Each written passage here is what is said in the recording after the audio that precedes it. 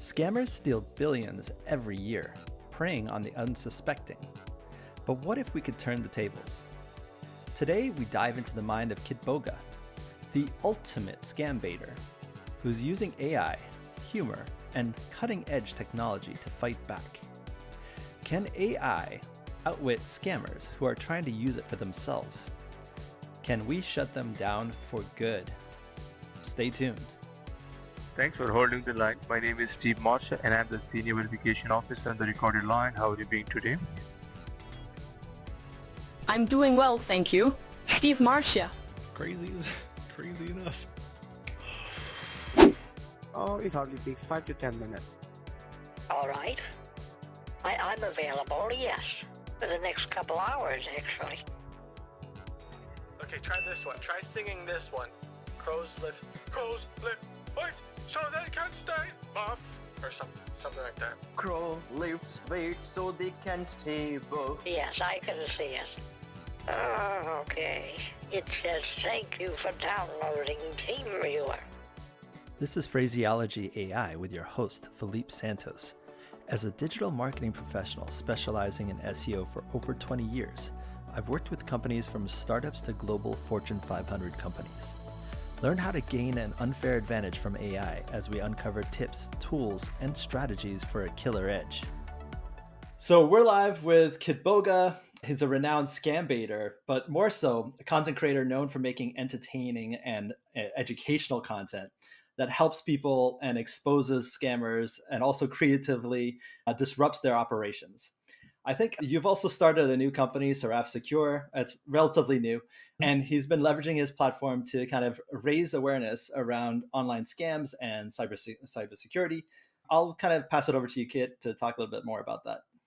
I mean, I think you did a pretty good job. That's what I do. I mean, I tell people sometimes that my job is to get scammed, which is kind of a strange concept, but ultimately I think I've talked to about 10,000 scammers at this point personally. Wow.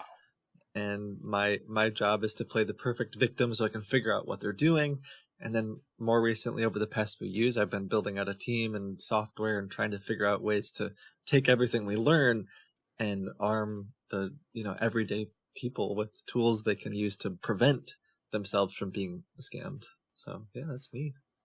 Really awesome. Yeah. So correct me if I'm wrong, but you've been around like doing this for like over 7 years. Yeah, I think almost 8 now. So yeah, Okay. 7-8 years. Mm-hmm. So lots of experience. And obviously there are a lot of other scam baiters, but I think you do things a little differently. And you have set like these prior to so we'll get into the AI side of things, which is why this is a little bit outside of the normal format. But you have created elderly personas and you have kind of gone through this doing it by yourself, making these calls. And now you have a platform that does a lot of cool things using AI. So yeah, sure. So yeah, I would love to know basically, what are the most common scams that you're seeing right now?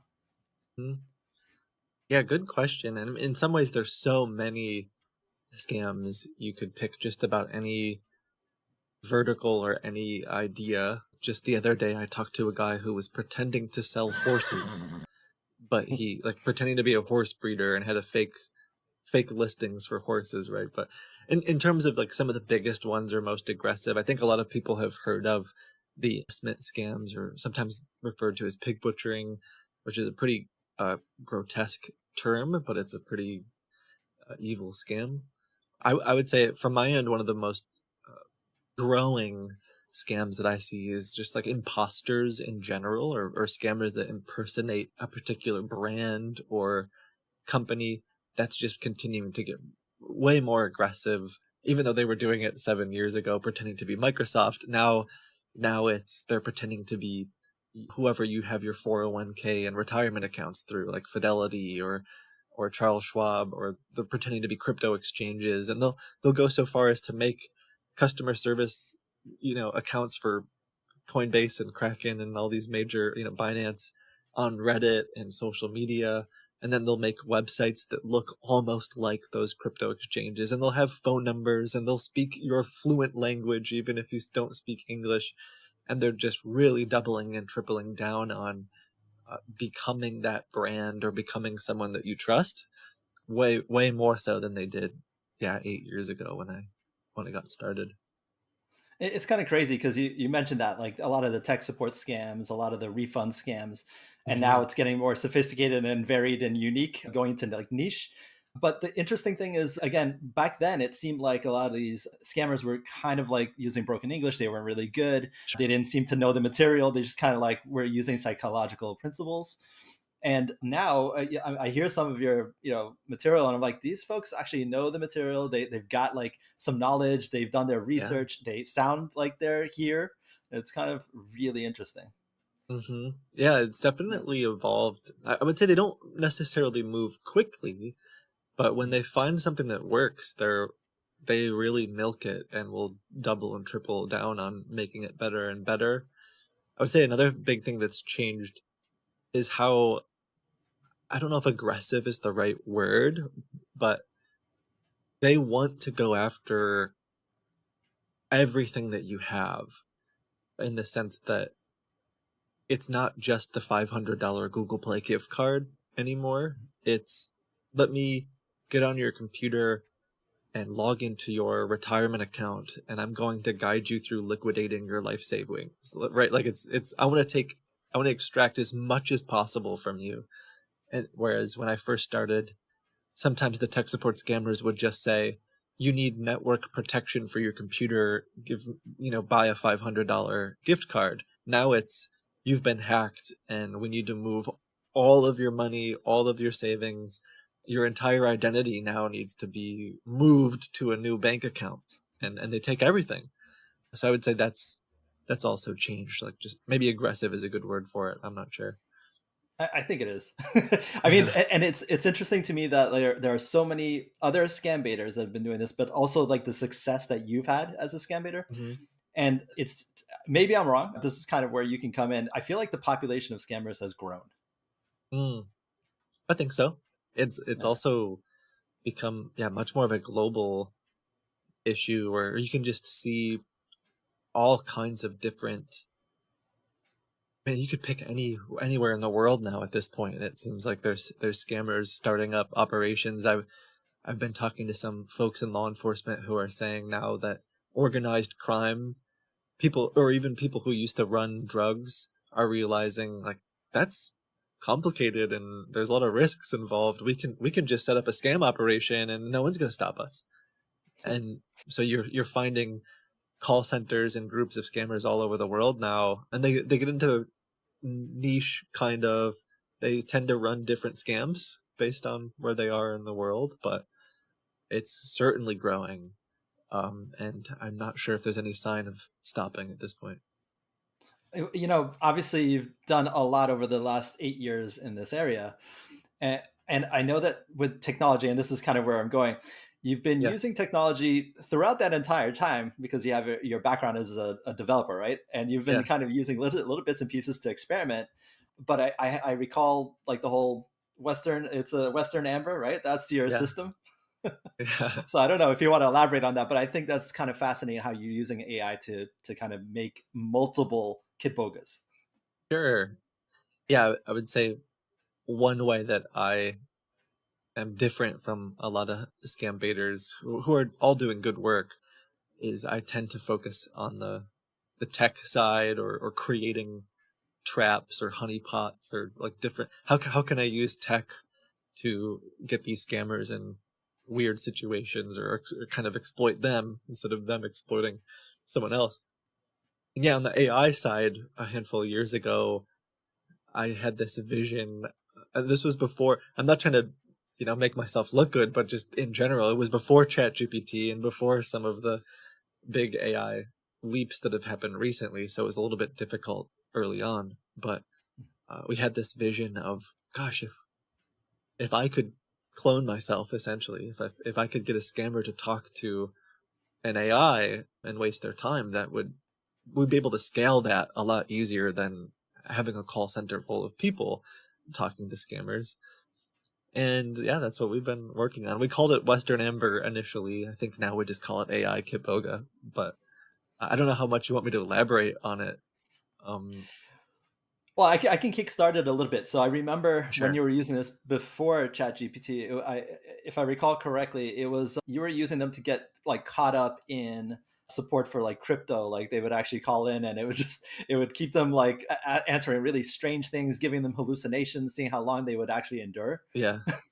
Yeah, that's funny. Sure, yeah. So a handful of years ago, it was not even really using AI that much. It would use AI to detect what they were saying, but then we would have pre-recorded messages of myself. And so I recorded hundreds and hundreds and hundreds of you know, things to say like, "Hi, my name is Richard," or "I'm standing outside my bank." So it was half AI. It was we were ingesting their call and converting that with AI to sentiment, I guess would be the word, and then we would decide what to say back. Um, and now it's kind of full end-to-end AI where we have similar to something like a chat GPT, a large language model, and a whole bunch of stuff built in. So yeah, it sounds like you saw some of the calls where we were really early on testing the LLM stuff.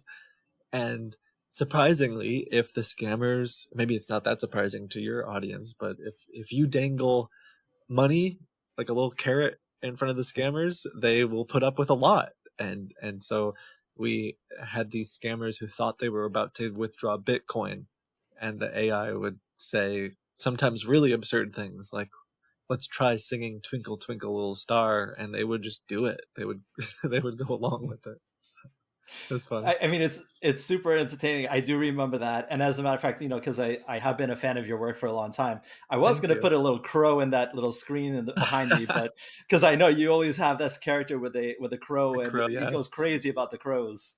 Yes. Yeah, that was very random too. But yes, Richard Andrews and his crows. So tell me the story about that, if you don't mind, like a quick Yeah, story about like I, how that came to be. I think it was just a suggestion from the community. I was talking to a scammer. It wasn't particularly interesting. I mean, you have to remember doing thousands and thousands of calls. Sometimes I've you kind of hear everything, and every once in a while, when it's supposed to be entertaining, right, on a stream, like, okay, well, what can we do to spice this up or make something interesting? When I'm just investigating offline, like I do a lot behind the scenes that people don't see live, I'm often much more serious.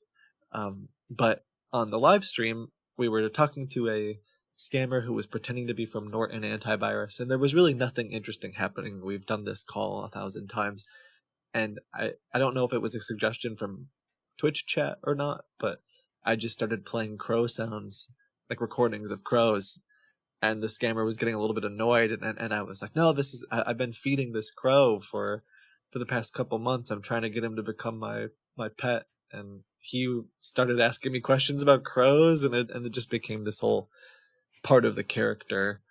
I invented an app called Crow Pro where you could track your crows or something. It was very, very silly, but yeah. I loved it. I mean, I think one of the most creative things about your scam baits is that you do come up with these entire personas for the characters. Yeah. I can't say that I've seen a lot of the other scam baiters do it that deeply. Mhm. And the fact that you throw in these absurd little things like crows makes it pretty unique. But I mean, taking it a little bit outside of that, like I know these scammers, they're getting smarter, they're identifying things sooner.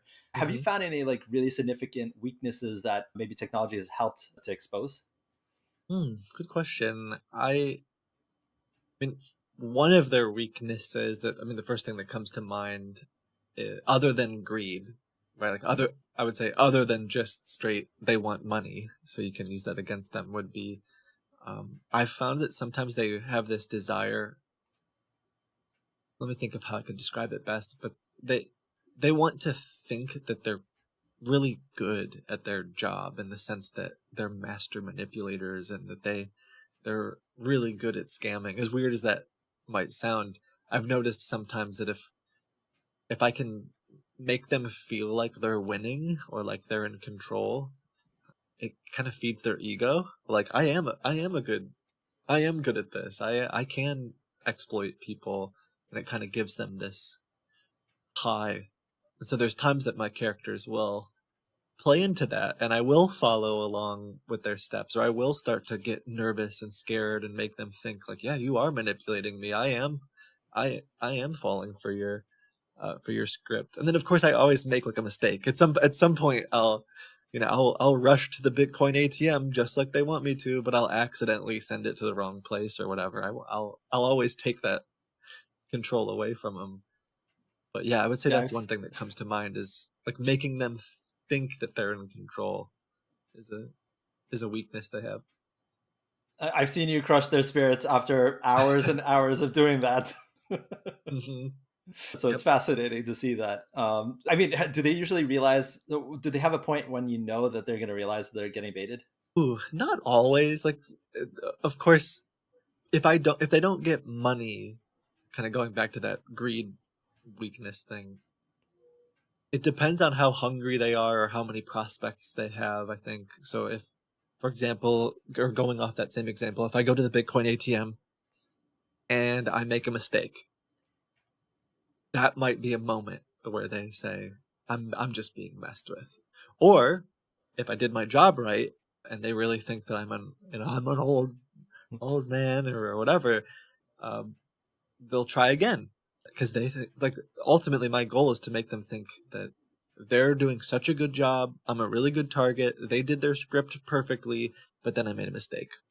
And so that's the hope, is that they won't realize that they're being messed with. But other times I've noticed, this is another change that's happened over the years, is that maybe it's partially because there's more scam baiters, or just because we've hurt their bottom line or something, that when you're not following their script exactly, that sometimes they'll say something like, are you Kitboga? Are you Jim Browning? Are you, like, they'll just name different scam baiters. And so, I imagine they do this sometimes to like potential victims too.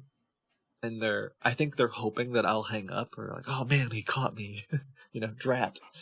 But yeah, I mean, and ultimately, if they do catch me, every once in a while they'll pull up my stream and they'll say like, I see you right now.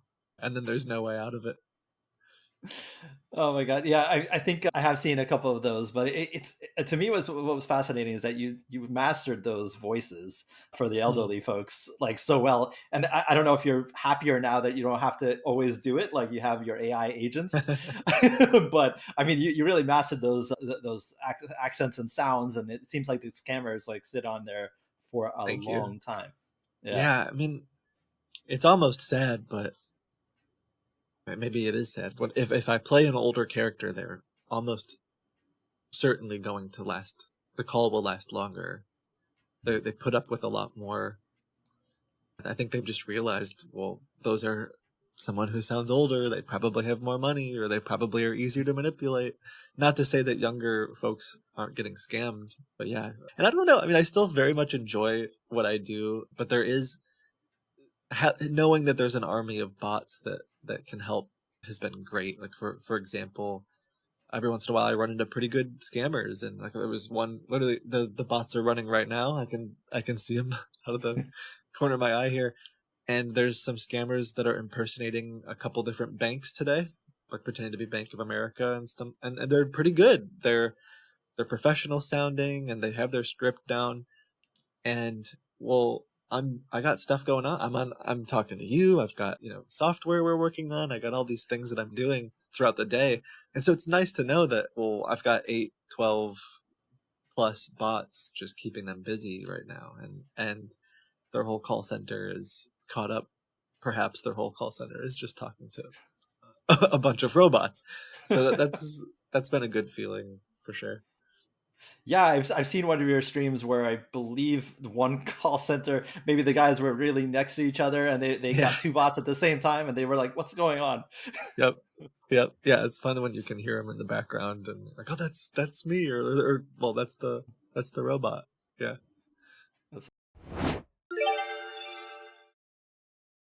The battle for cybersecurity. So I definitely wanted to cover like some topics in that realm. Your AI-powered scam baiting work specifically? It definitely looks like it's pretty successful, but I mean, what kind of results have you seen in terms of wasting time, getting them to be like discouraged, cutting them off from their sources, that kind of thing? Yeah, sure. Good. Yeah. I mean, if we're talking specifically about, like, time is the first thing that comes to mind. You just brought it up. When I first started calling scammers, I had this mission early on. It was maybe it's simple, but the idea was, if I spent 15 minutes on the phone with a scammer, that was 15 minutes they weren't talking to someone's grandma. And I would say that my thoughts and my goals in some way have changed since then, but I still do believe that is a worthwhile endeavor, and that's part of why we've scaled out these bots. Because if I run the bots for, say, 5-8 hours, and I've got 8 of them, 10 of them running, all of a sudden, like, a day or two worth of time is wasted, right, from the scammer's perspective, and they're just on hold. Even if the call only goes for 15 minutes, when you've got a dozen of these bots running back to back to back to back, it really adds up. Yeah. The other thing is, these scammers do have, as strange as this sounds, maybe you're familiar with this, but they buy leads. So almost like a sales organization, sometimes they're paying for these phone calls. So they have people that are running ads and showing those fake virus pop-ups and, like, promoting their phone number, essentially. And usually they're paying, sometimes even $5-10 for a phone call. So if I'm doing call after call after call, it can even hurt their bottom line of, like, just wasting money straight out. The other last thing that comes to mind, unless you had, like, some specifics that came to your mind, is we are able to get, like, threat intelligence to websites that they want us to invest on, or where they're hosting their, like, cracked version of some remote screen sharing tool, and or sometimes even bank accounts. Like, they'll give us their bank or wallet addresses that they want us to send money to, and it's a bot. It's doing it at scale. So you kind of hit the whole spectrum of scam baiting, not just wasting time, but also gathering useful intelligence.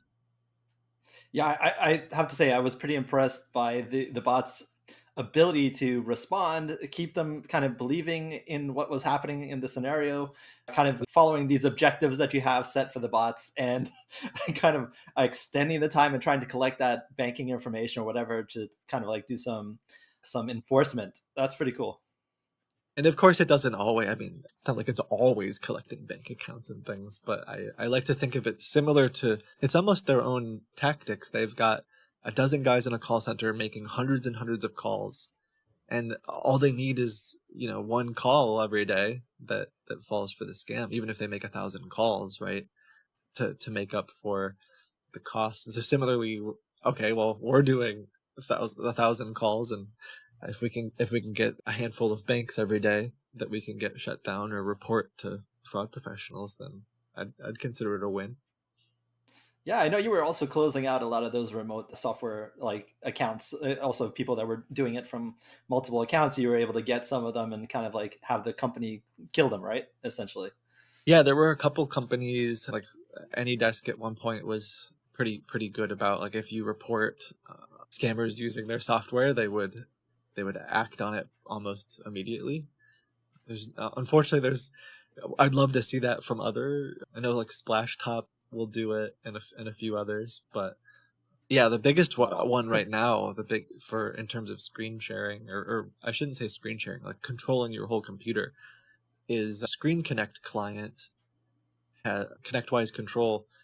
But unfortunately, the scammers are using an old, like, hacked version of it and hosting it themselves. So we've talked to folks at ConnectWise, and they would happily shut down, from what I understand anyway, they would happily shut down these instances, but the scammers are almost exclusively hosting the software themselves, like an old hacked version of it. So there's really nothing they can do. But yeah. I mean, it's super impressive though. I mean, doing any bit of that means that there are less scammers or less motivated scammers out there. So I really think that's amazing work, and it's a very noble work, because Thank you. folks that aren't ready, like that aren't as savvy, are going to be falling for those things unless they're empowered. Yeah, Yeah. absolutely. So I've watched your AI bots, and I know that over time there are definitely tweaks you have to make. But clearly, they start to say things or repeat things or make it very obvious to the scammers that they're bots eventually. Yes. So how has that kind of gone? Like, do you find that you're doing a lot of iteration? Are you changing like internal prompts a lot? Like, what Yeah. have you been doing behind the scenes? Yeah, interesting. We was just talking about that with one of the engineers because, of course, there are some calls that go better than others, and we do a lot of prompt engineering. We're considering trying some different reinforcement learning, or even uh, perhaps you're familiar with like the multi-agent approach. So we have a handful of different agents that kind of work in concert together. And we've been considering having one that acts like a director or the conductor, so to speak, that's kind of looking at everything that's going on and saying, all right, like maybe we'll just let that agent even update the prompt just to see if it would work better. So we've been playing with some interesting theories, but it kind of depends on if all we want to do is waste time. I think we do a pretty good job of that, but we've been trying to get more and more aggressive of like, well, how can we get more information? How can we? And so like we will get scammers to give us bank accounts, but how could we be more intentional about hitting those sorts of goals? Like, well, okay, well, if we want to find out who they process their credit card payments through, we need to we want to guide not just the bot through wasting their time, but subtly hinting at, can I pay with my credit card? And that's a whole other ball game, because right now sometimes if you add into the prompt your goal is to get the scammer's credit card, sometimes like the first thing they say is like, hi, what's your credit card? And like that doesn't work, right? So yeah, I would say prompt engineering is something that we are like actively doing week in and week out, and we're constantly learning and trying things. It's highly entertaining, but I know there's a lot happening behind the scenes, and people can Yeah. definitely appreciate it. I see the stream and how they respond to it as well, and they're like play by play, like going Yeah. through the scenarios. Like, hey, that's why he determined that it was a scam. Yeah, and it's also like we're in this. I don't want to say it's hard, but there's this balance of like we're streaming some of the calls, not all of them, and they're supposed to be funny and entertaining, right? Like people want to watch these calls and they want them to be funny, and so like right now people can suggest things for the bots to do. And I was just watching a call where they suggested that the cat peed on the keyboard, and like so now the bot is talking about how the cat got the keyboard messy, and it's like it's kind of funny, but then the scammer sometimes hangs up because they're like, this is I don't want to deal with this right now. So there's this balance of like some of it's supposed to be funny, but then some of it is more serious, and we'll do some of those calls offline, or we don't always stream those calls. How familiar are you with like switching between different AI models and how the prompts can sometimes be wildly different? Very familiar, but I mean, it obviously depends on what kind of output you're looking for, right? So Yeah. I'm assuming you're kind of trying to test it out against different scenarios and seeing how they play out. Yeah. Yeah, go into it. Yeah. Yeah. So it's interesting to me, and perhaps your audience, like maybe this is really basic stuff, but we've been looking at, because we're on, I want to say we're using like a very specific like Llama 3 type model, like an offshoot of Llama 3. I can't remember which one, but we've been looking at updating it and like switching to some of the newer models. But it's like anytime we've spent, I don't know, 6 months, let's say, getting the prompting to work, and we have like all kinds of different agents, and I want to say about 6 different things that's going on at any given time, and we've really honed in these prompts. So all of a sudden you just switch to like the newest model, or you just like people will say switch to like I think Gemini is supposed to like getting really good marks right now with their newer models, and like you just switch to theirs, and all of our prompts now like are almost meaningless, and you'll get like the results just, it's almost unfortunate where you're like, oh, now you have to like redo all of that work. And perhaps have you experienced that before? But yeah, I can respect that because things are changing so much, and like you said, the models, I can hardly keep track of all the models. Like yeah, I know Gemini 2.5 is the latest one, but then like yeah. forget about DeepSeek and Claude and Hmm. Perplexity. They all have something new. But the good thing is that, as you mentioned, you have a lot of this, I guess, industrial knowledge. You have this historical knowledge of all how these scams play out. You have all these Yeah, prompts that you've built up. So when there's time, and I know this is a big, heavy thing, obviously you can play around with those models until yeah, there's like a virtual platform, or maybe you already have that, where you can swap the models and change the prompts according to their programming. Like you kind of prompt them to yeah. prompt you. Yes. That could be kind of interesting to see how it plays out in terms of the bots like running these live calls. But Yeah, I'd like to get there. We have some ideas for it. So we're also hoping to, sorry if I'm jumping the gun, but potentially allow folks to almost like sponsor their own bot or like tweak it. Like they could be the one in charge of the prompt for their you know bot or whatever, and you can watch the calls that the bot does throughout the day.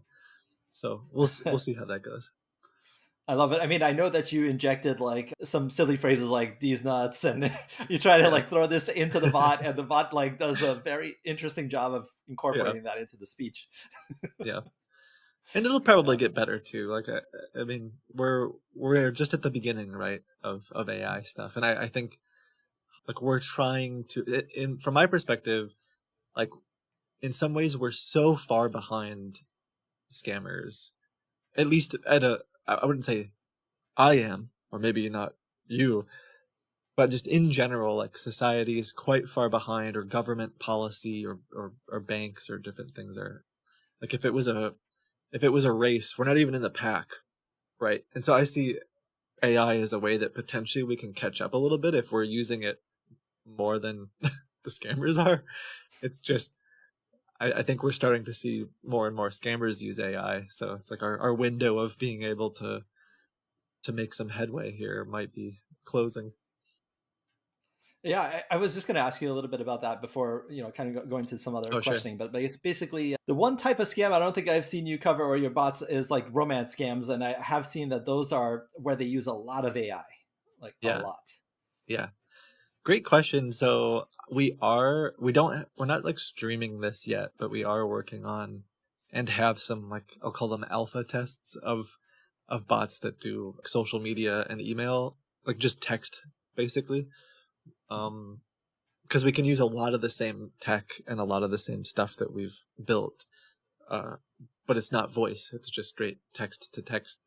So we've been testing that and have some really fun experiences with it and some good results in terms of collecting information. So that's certainly will be on the in the pipeline for 2025 will be romance scams and all kinds of other scams.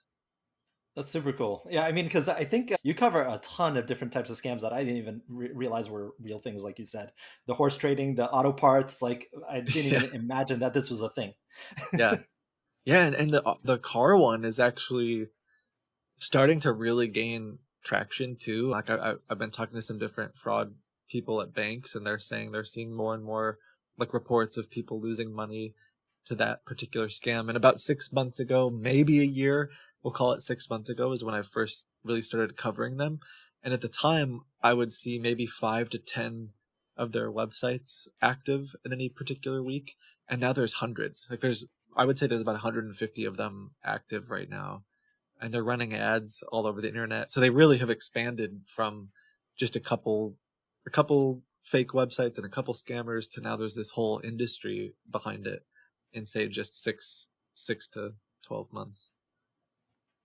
Well, that's the most amazing thing. Like I think that was my example for scammers that really had done the research and they really Yeah, understood, how to trick people. And again, some of these are gearheads, right? The folks that are calling in would probably know what they're talking about, and they're yeah, calling out part numbers, the like, any particular specifications for them. Like that is not normal knowledge. no, no, So let me ask you, Kit, with yeah. AI, since we have all this technology, can we prevent scams from happening? Like completely? Are we able to like empower users eventually. Yes, I am releasing Kit GPT, and scams will no longer exist. No, I jest. I mean, I wish, like, I try to be hopeful, right, and be like optimistic about things, but I think people taking advantage of each other has been around for a very long time, right? And I can't imagine there's going to just be a day where, like, with AI, we can make scams go away forever. I wish I could say that. Do I think that it can help us? Like, yeah, for sure. But I think one thing that we're struggling with right now, I say we, like, at least in my research, and is like, if you ask some of these large language models about certain scams, they will be able to tell you about them because they're trained off of research papers and, you know, stuff that's on Wikipedia and things that already exist. But what about the scam that comes out tomorrow that has a little bit of a different technique and is not documented? Then that's where things, I think, start to get a little bit more complicated. And of course, with better and better AI models, they'll be able to work off of, like, okay, well, this has notes of a scam, right? This looks similar or sounds similar to a scam. But I think there's going to always be this evolving game, like this cat and mouse game of the scammers come up with a new technique, and then we react to it. The hope that I see there is that so far anyway, when just like that example I gave about the car or the vehicle scammers, when they find something that works, they tend to, like, really milk it and get stuck on it for a while. They're still doing the fake virus pop-up Microsoft scams that they were doing 8 years ago, and they were doing it before I got involved. That's how I heard about scams, right? So let's say this is a decade old. They're doing it today. There have probably been hundreds of virus pop-ups that went out today trying to convince people to call.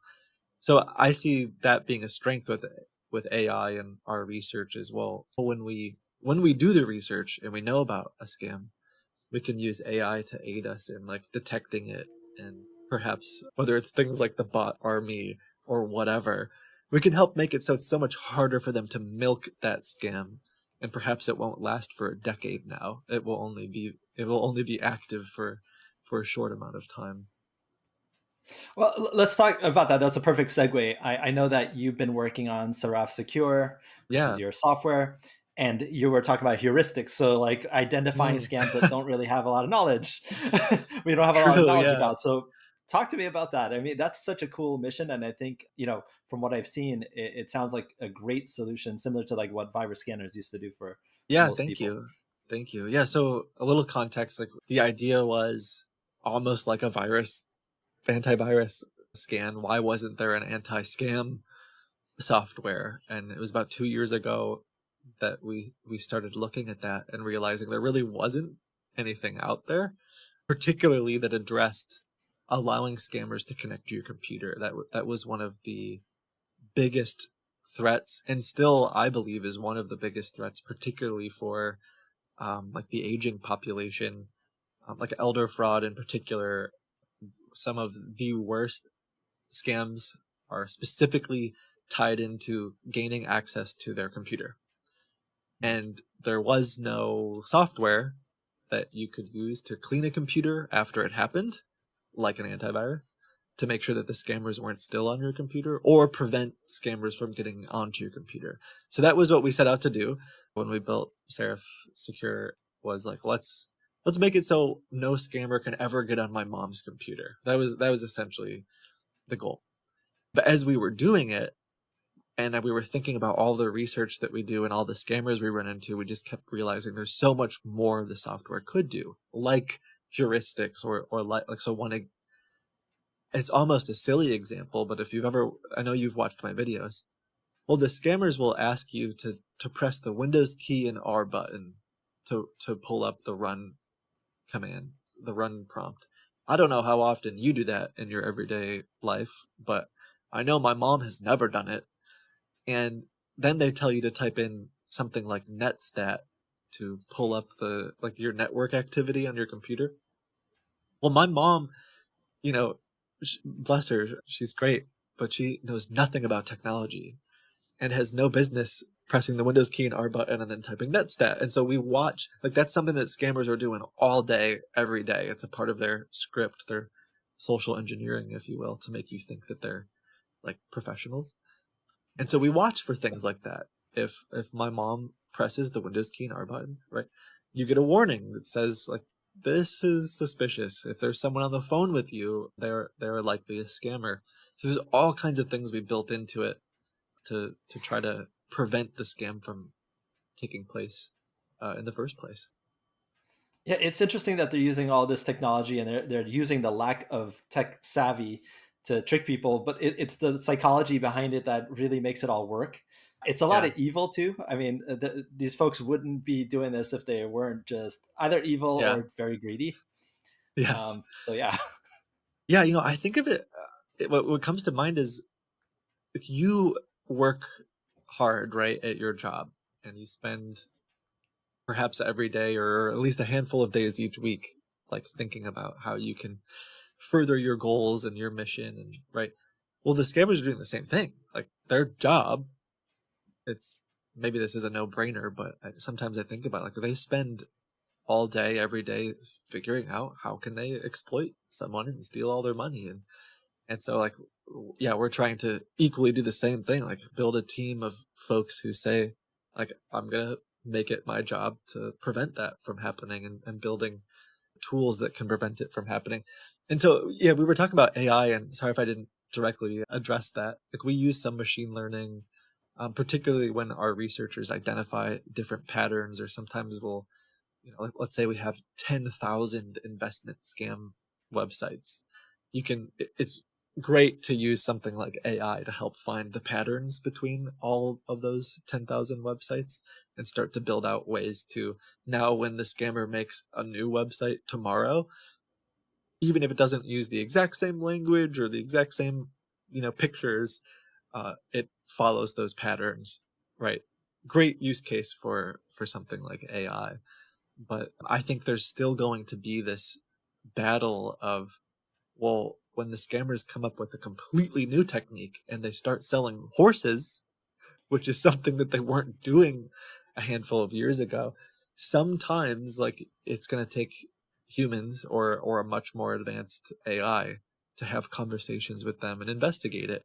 And of course, just selling horses at a good price isn't a scam. It's like, you have to, there's more indicators about it, and sometimes you don't know until you actually, like, are on the phone, and they start saying, well, you can only pay with crypto and you can't come look at the horse. We're going to deliver it to you. Like, there's all these indicators, but that's not apparent on the website.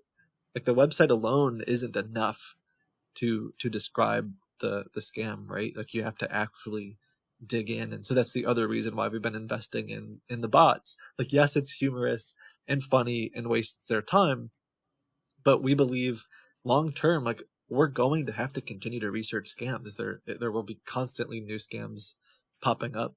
Perhaps it will eventually be bot army versus bot army, but it will take, like, humans and phone calls and investigation to decide if something's a scam or not. It won't just be like scanning a website, if that makes sense. It totally does. And it's perfect. There's a perfect question that comes after this, which is Yeah. essentially, AI is accessible to everybody, including scammers now. How can you kind of stay ahead of these scammers using the same technology that they're trying to exploit? Yeah. I mean, I think we're trying to do that. I think I said earlier, we're trying to use it as a way to catch up a little bit, to get ahead while they're not fully harnessing AI. Are you asking from my perspective, or from, like, the average kind of consumer? Probably you're like more so from your perspective in terms of like the vision, right? Like, how do you Yeah. think, you can still have a leg up? Yeah. I mean, I think it's ultimately ties into what I was just saying, where, well, if we can be building this tech, or being able to scale research, these are things that takes time. And so if we can use AI to aid us in research and investigation, or to take some of these phone calls for us, I personally think, and maybe I'm naive, I'm sure someone will be listening and say, kid's crazy, but I think that it will just simply require humans to investigate some of these things for many years to come. But yeah, using AI to aid in those investigations, or to take that, and once you start to get the pieces together, to help it build the puzzle out for you. So we're doing stuff like that. I think it just helps us scale, is ultimately the way we're using it. Yeah, I think don't know it's if that answers the amazing question, but because no, it totally does, and I think it's like amazing because the technology that exists now still has basically there's a lot of iteration that's required, and as you learn new things, yeah, you can apply it better. And then with agents, let's say you can use them for heuristics like research, and at the end of the day, you'll have at least, while scammers are trying to perfect their next script, you have time to come up with ways to detect what they might yeah, be looking for, and the little angles that they might approach.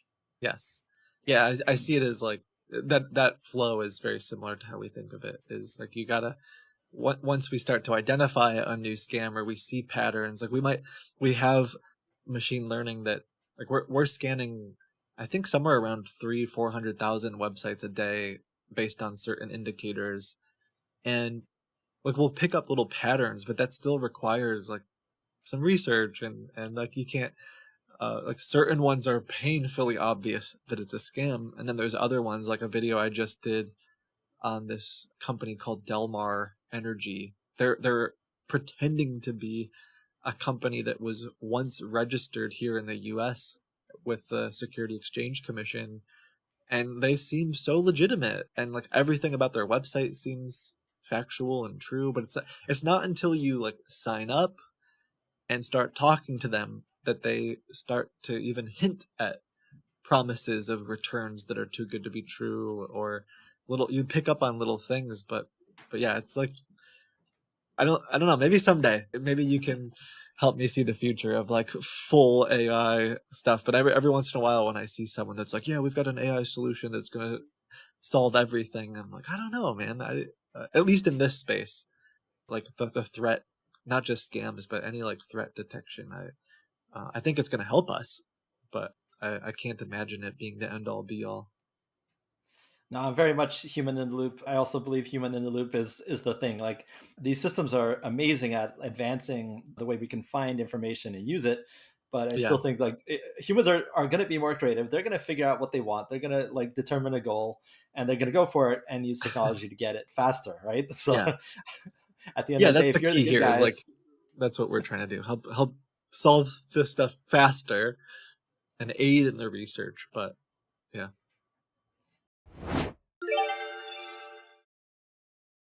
I'd love to know from you mm, how you see scam prevention in the next couple of years. And I know that's a big question because things are changing so fast, but yeah, do you have any yeah, perspective on that? Besides, I mean, I think your software is one answer to that because we don't yeah. Thank you. have any way of detecting things.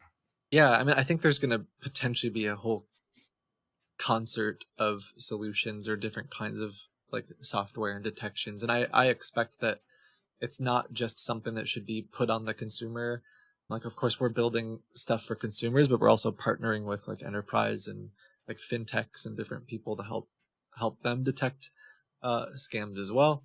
So I see it as like you can't point the finger at any one group, whether it's consumer, government, business, the bank, and say like that's it. They have to solve the scam problem. It's like everyone has ways they could work on it.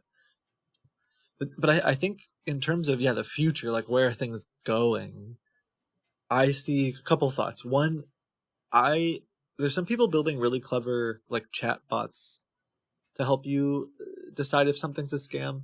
I personally haven't been particularly interested in those solutions because I think that still says, like, my mom now has to chat with the bot and say, this email looks a little suspicious to me, like, what do you think?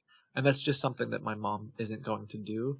Perhaps some people will find that useful. Like, I don't want to knock it. Like, everyone, right, everyone does different things and uses technology differently, so that could be really valuable for some people. But I tend to be way more on the, like, how can we automate and take the guesswork out for particularly consumers? Or how could a bank look at certain financial transactions or look at patterns on their website and just say, we're 99% sure this is a scam, and so we're going to stop it. Like, we're going to put a roadblock in place. Similarly, if my mom's chatting with someone whose name is Elon Musk on Facebook. Like, I'm 99.9% sure that is not actual Elon Musk, and so I would like to warn her that that's a scam. I don't want her to have to like chat with my chat bot and ask if it's a scam, if that makes sense. But in terms of like what happens next, I wouldn't be surprised if there are already scammers exploring similar to what I'm doing with having AI agents. I know that there's some that probably are chatting and doing romance scams already with AI. Like, I've seen their language get a lot better.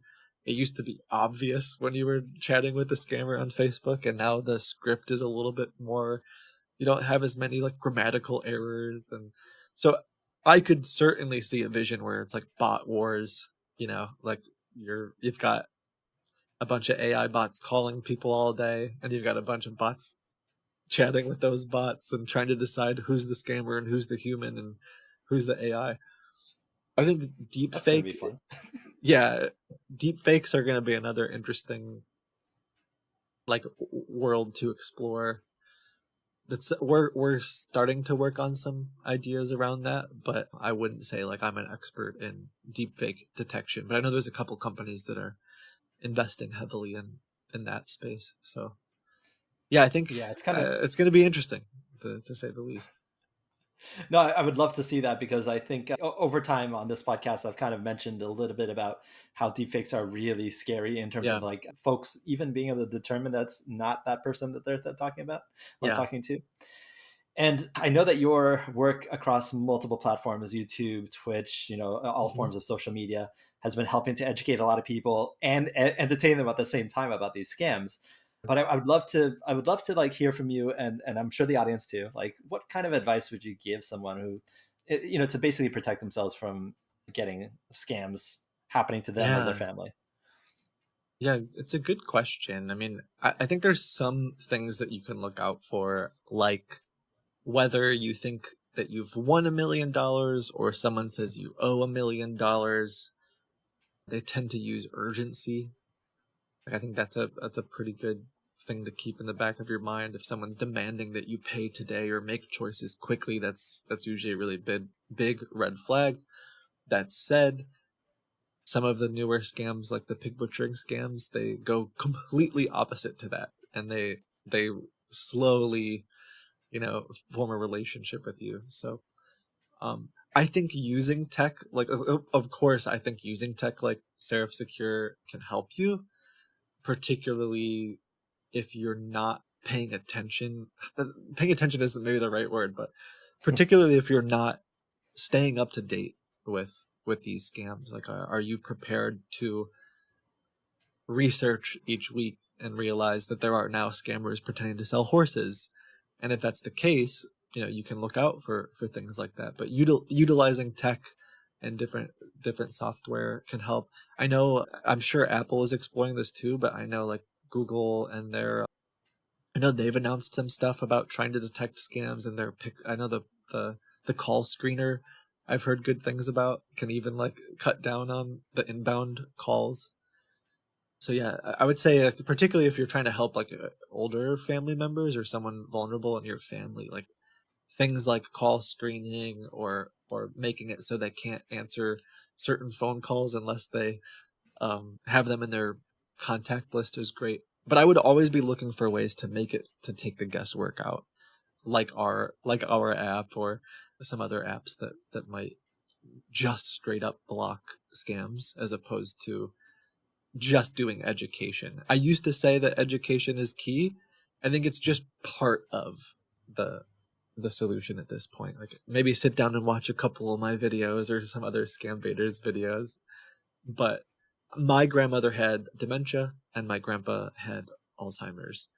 And no matter how many times I would have said to them, don't let a scammer connect to your computer, they would have let a scammer connect to the computer, right? So that's where using something like Seraph Secure to just take that away, like they can't allow a scammer to connect to their computer now. I would always recommend things like that for sure. I absolutely love that. And I think that's, like I said, that's where the noble mission comes from, is making sure that people that otherwise would succumb to these kind of scams don't. I would love to know a little bit more about you, the future of Seraph Secure, and any big Yeah. projects or collaborations you're working on. Yeah, I have a couple, like on the Kitboga side, I have a couple of fun collabs with some really big YouTubers coming up this year that you can look out for, that I'm excited about. I'm traveling and doing some really fun projects. We've got some stuff coming up with the AI that there's kind of overlap between the two worlds. Like I said, the text-based stuff, but we're also, coming up with some new ways to keep it entertaining for people who are watching them. And then for Seraph Secure, like we are looking at ways, like I mentioned, things like social media platforms, emails. We're just trying to tackle every little avenue and every little way that we could prevent some scammer from getting in. So we've got some new features coming out later this year to look out for. I don't know. We got all kinds of. Some things I can't say out loud, but there's one for Kitboga, for the Kit channel. There's one thing in particular. I don't know if you saw it, but I made this fake Bitcoin exchange and it's in a bunch of different videos. But we're working on a similar concept for romance scammers in particular that hopefully will come out this year.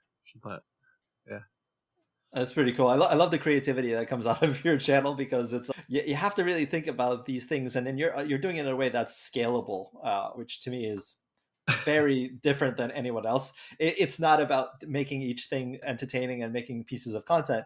You're doing it and you're trying to figure out, okay, how can I like really take this another level or 10? Yeah. In some ways, it's sort of like the scammers do it, but I think that's the way that I've thought for a really long time. And it's like I prototype something because it's fun, but in the back of my mind, like a software engineer would, it's like, how can you over engineer? How can you do it 10 times or make it 10 times crazier? So it's a lot of fun. I love it. I know that you have quite a few YouTube channels. You have, I think, 3 for yourself and 1 for Seraph Secure, right? Yeah. So I definitely implore everybody to check it out, because your main channel has a lot of really fun content, really entertaining content. The AI Kitboga one is extremely interesting because you can watch this live stream for 4 hours at a time. Yeah. Usually we have the AIs running for somewhere around 3-4 hours. Yeah. It's really cool too, because again, these are personas that you've created. You've done a whole big production around it. You have like custom music, you have like transition screens, you've got different characters that are animated. It's pretty intense. Yeah. Well, we wanted to try to make it fun, like make it right now. I would almost treat it like a podcast or something to listen to while you're, mowing the lawn or working around the house or something. Yeah, and people should pay attention to the chat because it's hilarious. You just see everybody responding to the scenarios, to the characters, to the scammers, and they say some funky stuff. It's really hilarious. That's so kind. Thank you. Absolutely. And from a marketing perspective, before I kind of pass it over to you, I just want to mention that while this is a kind of a different topic, I love how you took this use case and you applied AI, machine learning, and just straight up like good programming to figure out how you could waste these scammers' times, like kind of put down their own mission to succeed at gaining from people's losses. And because there are such serious consequences of losing money for a lot of these folks that are victims, it's really cool to see that you're doing something at least to fight back, because some folks just can't. Yeah, thank you. With that, I guess I'll just like leave it to you. Like, why don't you tell folks how to watch you, find you, and connect with you? Thank you. Yeah, Kitboga.com kind of has everything. It's got links to everything we're doing. It has links to Seraph Secure. It has links to the channels. Kitboga Show on YouTube. But yeah, probably just Kitboga.com is the easy one. Kitboga. Perfect. I love how you use a moniker too. It's like, that's perfect. Well, thanks so much for joining me today. I really appreciate your time, and I think the audience will gain a lot out of this conversation. Awesome. I'm glad. Thanks for having me.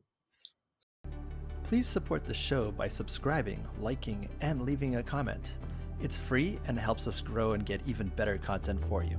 And it's also appreciated.